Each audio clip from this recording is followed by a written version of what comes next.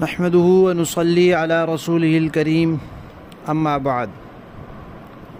ترجمے والے قرآن پاک کا صفحہ نمبر 1043، 40 اور 3، 28واں پارہ سورہ تغابن، دوسرا رکوع،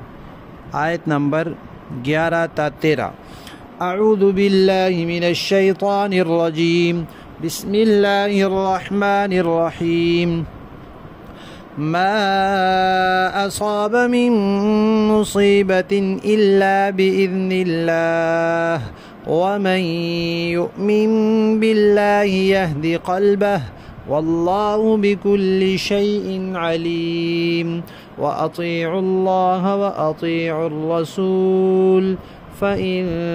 توليتم فإنما على رسولنا البلاغ المبين اللہ لا الہ الا هو وعلی اللہ فلیتوکل المؤمنون۔ صدق اللہ العظیم۔ گزشتہ آیات میں ایمان کا تذکرہ کیا تھا کہ اللہ اور اس کے رسول پر ایمان لاؤ، قرآن پر ایمان لاؤ، اور جب بندہ ایمان لاتا ہے تو اس پر تکالیف، مصیبتیں، پریشانیاں وغیرہ دنیاوی تو آتی ہیں، تو فرمایا پھر ان دنیاوی تکالیف اور مصیبتوں میں پریشان نہیں ہونا، یہ ذہن بنا لو کہ جو بھی کوئی تکلیف پریشانی آتی ہے اللہ کے حکم سے آتی ہے، اللہ کے حکم کے بغیر نہیں آ سکتی۔ تو جو چیز اللہ کے حکم سے آئی ہے اس کو کوئی ٹال نہیں سکتا، لہذا جب یہ سوچ لو گے اللہ کے اس حکم پر جتنا تمہیں یقین ہوگا اتنی تمہاری پریشانی کم ہوگی، اور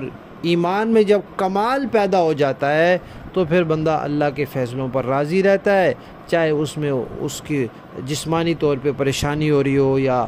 اس کو کوئی تکلیف پہنچ رہی ہو، کوئی بیماری ہو رہی ہو، تو وہ یہی سوچتا ہے کہ میرے اللہ کی رضا یہی ہے، اللہ کی چاہت اور مشیت اس وقت یہی ہے، تو میں اسی میں راضی ہوں۔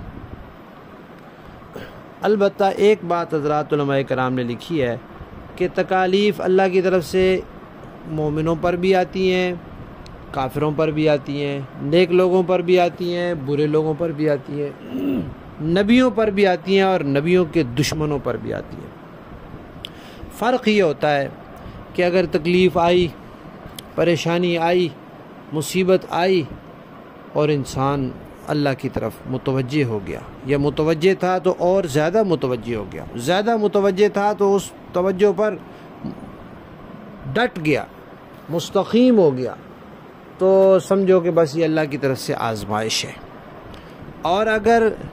اس میں اس نے بے صبری کی اور شریعت کے احکامات کی خلاف ورزی کی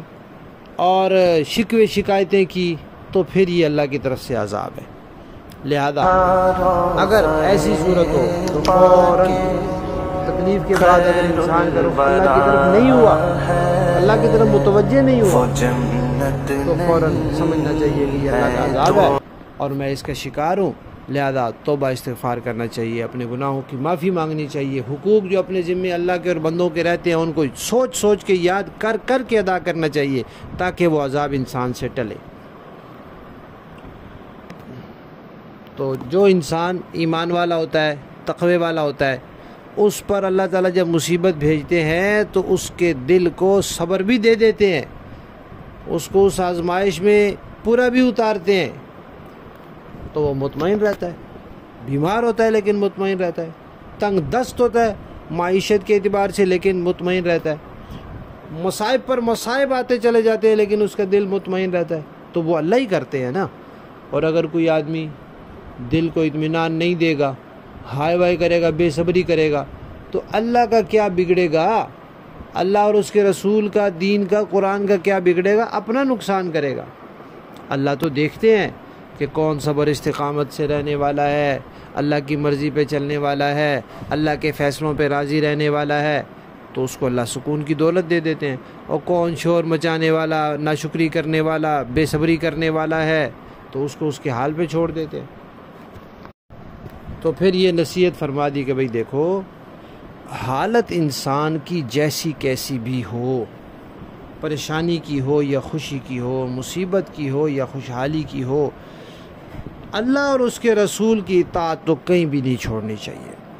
وہ تو لازم ہے، اللہ اور اس کے رسول کی اطاعت تو کرنی ہی کرنی ہے۔ اگر کوئی منہ موڑے گا تو رسول کا تو کوئی نقصان نہیں، اللہ کا تو کوئی نقصان نہیں، اس لیے کہ رسول کی کامیابی تمہارے ماننے کے ساتھ نہیں ہے کہ تم مان گئے تو رسول کامیاب، نہ مانے تو نعوذ باللہ رسول ناکام، ایسا نہیں ہے۔ رسول کے ذمہ ہے پیغام پہنچا دینا اور اس پر پورا عمل کر کے دکھا دینا۔ اب جب رسول نے پیغام پہنچا دیا اور نمونے کے لیے عمل کر کے دکھا دیا، رسول کا پیغام پورا، اس کی ذمہ داری پوری۔ اب آگے تم نے مانا یا نہیں مانا، عمل کیا یا نہیں کیا، تھوڑا کیا یا زیادہ کیا، اچھا کیا یا برا کیا، یہ رسول کی ذمہ داری نہیں ہے،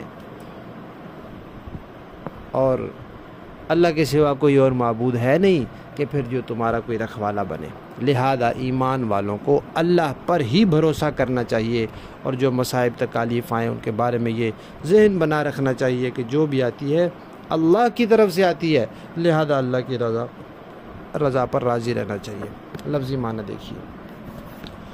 ما اصابہ نہیں پہنچتی من مصیبت کوئی مصیبت الا مگر باذن اللہ اللہ کے حکم سے،